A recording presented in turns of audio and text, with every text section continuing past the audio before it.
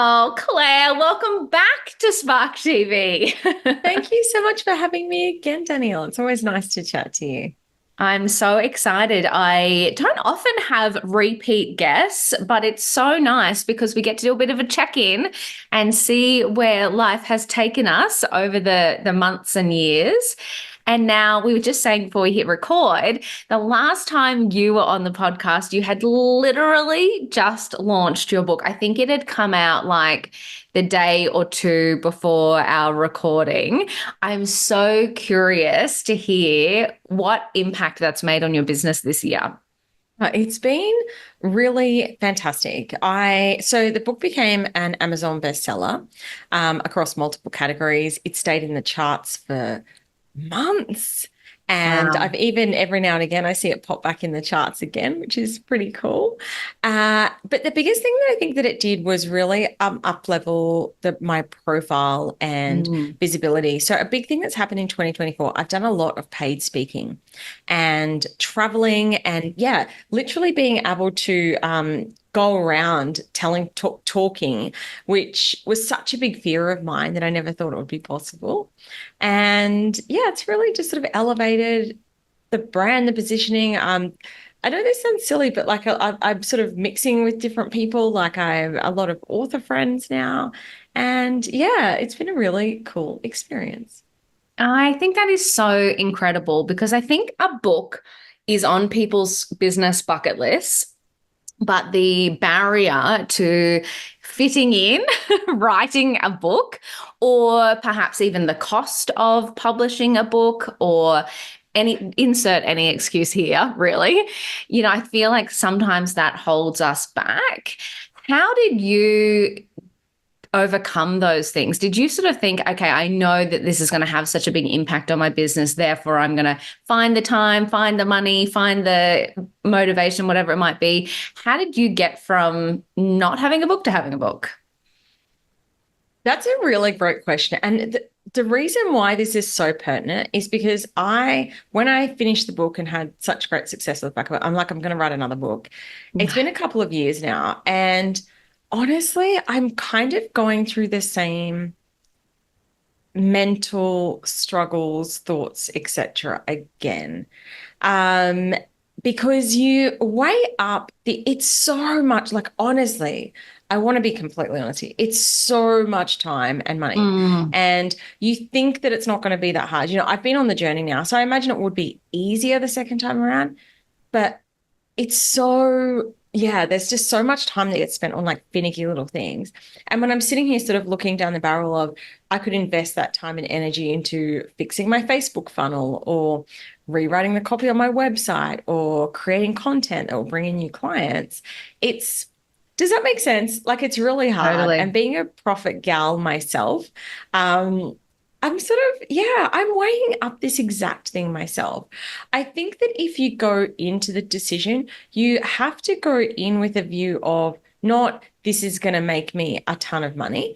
I've sold thousands of copies of my book, which is apparently really, really good. Most people don't Yes.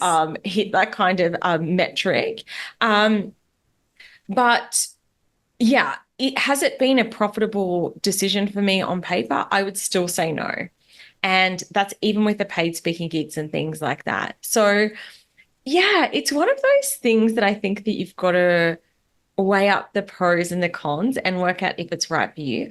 I am so, so glad I did it. I am so proud of myself. As I said, it's been a huge elevation piece in terms of my brand and profile. But I think that, I want to sort of say to people, don't just rush into the decision because it is a lot, particularly if you want to do it well. And I think that this is the thing that I say to my clients as well. The reality is you can sit down and punch out a book and stick it online, but if you want to actually have it edited and cohesive, and for me, it was very, very important that my book was structured and had really practical action. So I myself couldn't see my blind spots. So I was working with a copywriter who helped me kind of say, well, hang on, that doesn't really, I don't know what that means. You need to give me the context around that. So all of these things are extra investments. And yeah, you just gotta Weigh think it all these up. things through. Yeah. Oh Yeah. my God. Like, and literally it's interesting. I guess that's like any decision in your business, right? Like any kind of opportunity that might come across your desk or new marketing channel that we're going, oh, should I invest time and energy into that? You're right. It is the what are you saying no to? And will this actually be a profitable venture? Now, you said because I'm a profit gal. So let's tell everyone what you actually do now that we're halfway through the Now that we're halfway conversation. through the interview. Yeah. Yeah. So I call myself a money mentor, which basically means I help small business owners to get across their money. And I do that in two ways. One is through I'm a CPA, so I'm actually teaching people about their business finances, how to understand what profit means, what cash flow means. And I also teach about money mindset, which is about how to think differently about money, how to have a positive view on money. And the way that these two kind of marry together in my teachings is that, if you look at your numbers and you're like, oh my gosh, that's a disaster. I'm like, hey, that's okay. We're going to work out a game plan around it. Like, I didn't just want to be the accountant that comes in and says, yeah, well, that's what's going on, because that's not how I myself navigate business. If my numbers aren't telling me what I want to see, I go and make decisions. I be empowered around it. I'm like, right, okay, that didn't work. Let's try that. Or that worked really well. Let's lean in. Let's leverage that. Let's try that again. So that's really what I want to empower my students and my clients to do as well is look at your numbers, but don't freak out about them and really like view things in a lens of I am in control of my life and my business. So what decisions can I make? Yeah, I love that so much. And it's really interesting that marrying of I think Jenna Kutcher says it really well, the woo and the work, the I love mindset that. Yeah. and the data. Yeah. Because I think it's so important. So talk to me about because I feel like did mindset teaching come a little bit later for you? Did you started out more in the nuts and bolts of, data, actionable items in the business, and then mindset came later. Is there a reason you introduced that kind of work when you're working with business owners? Yeah, I love that. So I am an accountant by trade. I'm very black and white. And to be honest, I still am a really practical coach. Like a lot of my clients are surprised that, we leave calls, I send people action lists. Like I'm not just like, just think positive and business will Mm. turn around. I'm like, hey, you've got to take action. And that's Yeah. actually part of the mindset work. So I'm still a very practical kind of person. I'm still a very practical kind of coach. But something that I learned, I was a couple of years into business, and someone told me about this lady called Denise Duffield Thomas, who's now I become a love friend her. of mine.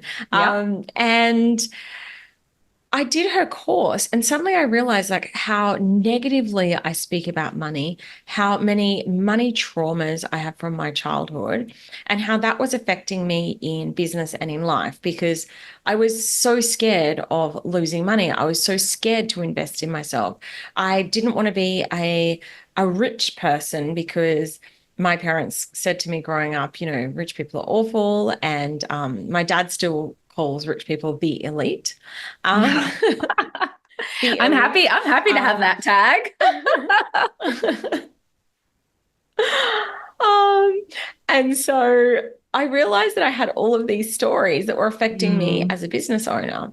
And then the more that I learn about mindset and even manifestation, I realized, wow, I actually do manifest things without even realizing. Sometimes bad things, sometimes good Yes. things. And so I wanted to start to use these tools in my work and in supporting my clients to create breakthrough success in their business. So yeah, it's been a journey.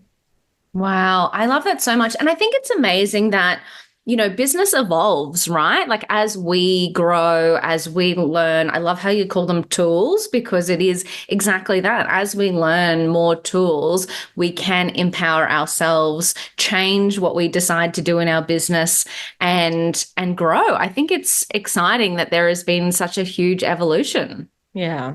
Yeah.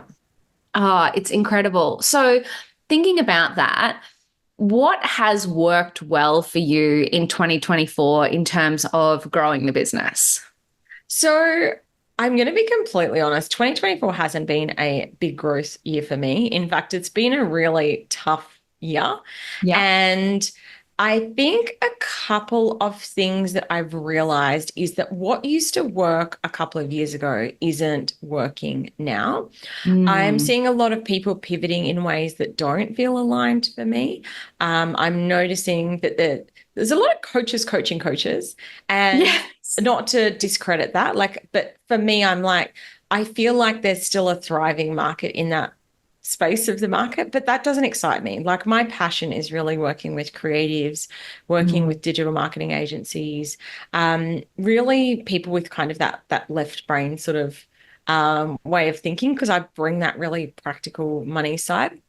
So I've got a lot clearer about what I don't want to do. I Mm. also am not interested in the game of making up sales numbers, which again is something I've seen a lot of people unfortunately doing in the online space. And I'm like, I can see why Yeah. there's not a lot of faith in coaches these days. But 2024 has been a good year for me in that. Like I said, there's really been a big up level around my visibility, around my brand recognition, and really being able to attract in just beautiful, high quality clients into my world.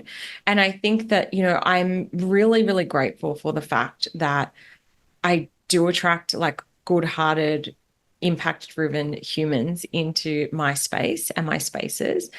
And I've also just recently returned from a trip to America, Oh my and God, I saw that. That looks so good. it was so good. I've come back with such a fire in my belly and such excitement about business. And I'm launching something new in 2025, which I'm so, so pumped about. It just feels so aligned. I'm so ready. So yeah, it's been a really good year of learnings, of lessons, and yeah, excited to hit 2025. I feel like it is going to be a breakthrough year for me in terms of my business and in terms of the results that I'll be creating with my clients. I love that so much. And I love your acknowledgement that perhaps there's some things in the online world that we shouldn't just take at face value. I think that is really, it can be really disheartening for us as business owners. And I love your honesty because it has been a bit of a tough year for a lot of people in business. And I'm not even talking about maybe we had a flat year. There are people I know that have gone out of business this year, really Yeah. sadly. And, it's so across the board, I think there's been so many people that have been struggling in a multitude of different ways. And I think that it doesn't matter what level you're struggling on, it still feels like a struggle to you sometimes. So I'd love that you're just being honest about it. I love that you have then said, okay, how can I invest in myself and get inspired and then take that inspiration into 2025? Do you think that there are some key things that you will do differently in the business in 2025? Yeah. So one of the big things that I'm shifting up is my pricing. I'm really starting to go, okay, I work with sort of multi 6 figure business owners. I'm working with the part of the market that's hurting right now. And, Mm, like people who are, the top end of the market, a lot of my clients have really, really high end clients and they're still spending. They don't get affected by interest rates or what's going on in the economy. But I do feel like that middle market is hurting right now. So what I'm mm, going to be doing is creating a new package that's at a new price point that is really, really focused around empowering people to, hey, if you have been having a bit of a tough year, come into this space. We are all going to be going through a massive elevation together and reminding people too of their inherent power. Because I think that when we have a bit of a crap year, we can forget how powerful we are. We can forget, hey, do you know what? I've come through sticky situations before. I have created epic growth before. And so what we're going to be doing is getting back into that frequency, getting back into the energy, being around people who are really focused on that same thing as well. Because to your point, like a lot of my friends and like a lot of really big businesses as well have been hurting. yeah. And some are talking about it, some aren't. I've also had some friends who unfortunately have gone out of business this year. And yeah, but I'm here for the journey. I'm here for the ups and the downs, and I'm really ready to support some people as we come into the new year to have a breakthrough year in 2025. Oh my God, I love it. I'm so on board for a breakthrough year. Like this sounds incredible. And I absolutely love how you just said I'm here for the ups and downs because I think that's something that isn't talked about enough, right? You know, it is that more growth online and also our desire. Like who doesn't want to just keep growing, right? But I think that, you know, business on all levels sees ups and downs. You know, it may be revenue ups and downs, maybe profit ups and downs. It might be ups and downs just with your team and customers and things like that. So business is a bit of a journey, can be a roller coaster. And I love that it's like you acknowledge that and that's okay. And we're all in it together. And that doesn't mean that we can't see something amazing transform in our business. Absolutely. And look, sometimes I think that breakthroughs come after a breakdown. And, Mm. this happens in business, but also like I was chatting to a friend of mine the other day. She's dating. And I was like, if you think you're going to get into any relationship and it's going to be easy, like this is not, there's going to be times where things are really freaking tough. There's going to be times where things are amazing. There's going to be a lot of in the middle. And that's kind of the same with business. Like it's not even the people who go up and up and up. To your point, behind the scenes, I know people are having legal battles and people absolutely bullying the crap out of them and team members and awful clients. And even if someone's revenue consistently goes up, which quite frankly, I don't know that that necessarily happens month on month on month for any business. Mm. But even if it is, I guarantee you that they are still having struggles behind the scenes. So, yeah, I think that the more that we can have honest conversations about it, but also say, you know what, just because you're going through a challenging season doesn't mean that there's not potential, doesn't mean that there's not amazing things that lie ahead. And I Yeah. inherently believe that. And when you hang on to that faith and that belief, that is how you get through the tougher times. Yeah, and I do love, you know, I think sometimes as business owners, we kind of think like we're in it alone Yeah. and we're sitting at home, we're working from home, we're behind our laptops and we're running. And, you know, we sometimes feel a little bit ashamed if we're not Yeah. having the best year ever and posting about our new handbag on social media or whatever it might be. And, you know, I think that the key message is, and I know this is something that I had to learn as well, is there are so many amazing people out there that do have your back, you know, Yeah. people in so many different areas of business. And I know that, you know, from a money mindset, you know, money strategy point of view, you know, having someone like you in your business corner is absolutely incredible. And then, you know, the other communities and business support that's out there. I feel like as business owners, we need to ask for help more and surround ourselves with people that can see the light when we might be struggling to. Absolutely. And yeah, remember too, so this is something I just want to remind people, like social media is a highlight reel. Yeah. I this last year I've been going through perimenopause and I've had like crippling anxiety at times. And I'm like, even my husband probably didn't know how bad it was. That's what you do. You put on the brave face. Like I was still Mm. showing up consistently on my social media. Like people wouldn't have known how unwell I was behind the scenes. And I didn't want to I didn't want to dump that on my audience. I didn't want to dump it on my friends. I didn't want to dump it on my family. Like it Mm. wasn't that I was being misleading. It's just that sometimes that's what you do.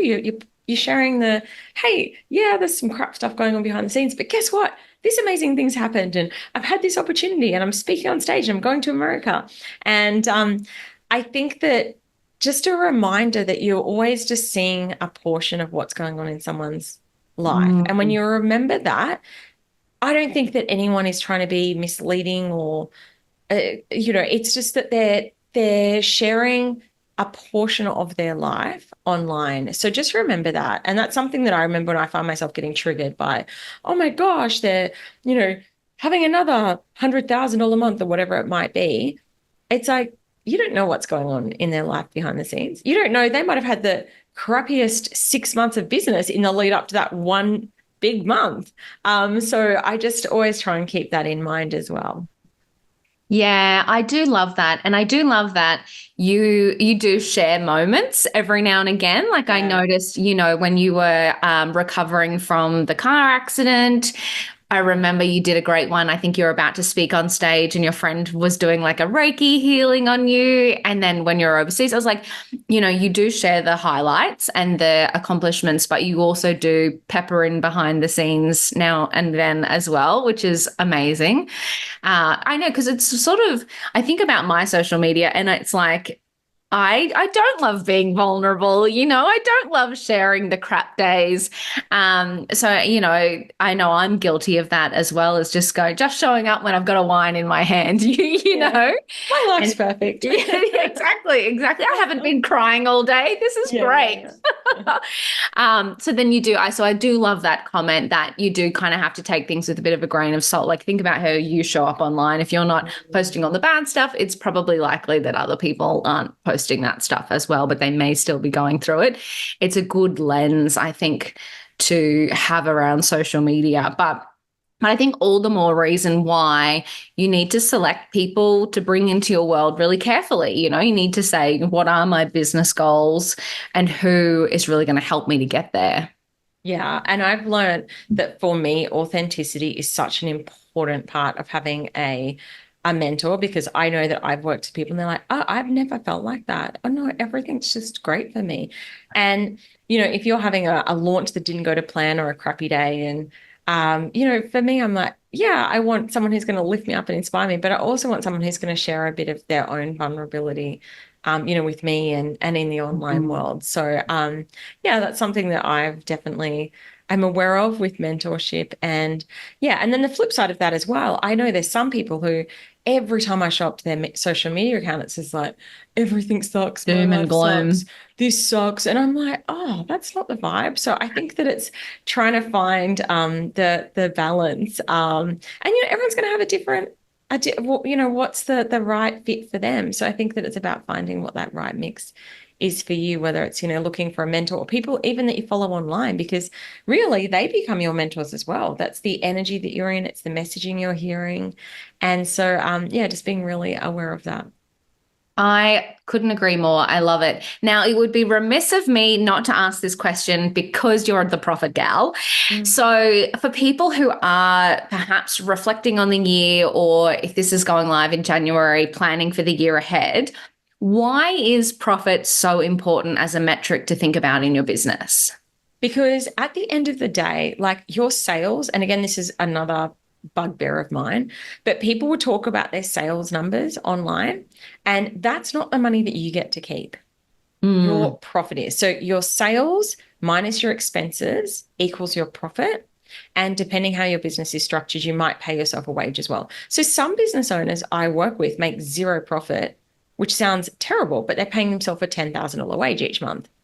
So I always add together profit and directors' wages, and I call it mhm. adjusted profit because it's totally fine to make no profit if you're paying yourself a healthy wage on the side.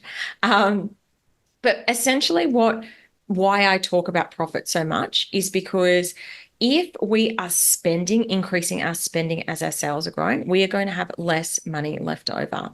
And again, being really transparent here, like 2024 was a real year of realignment for me.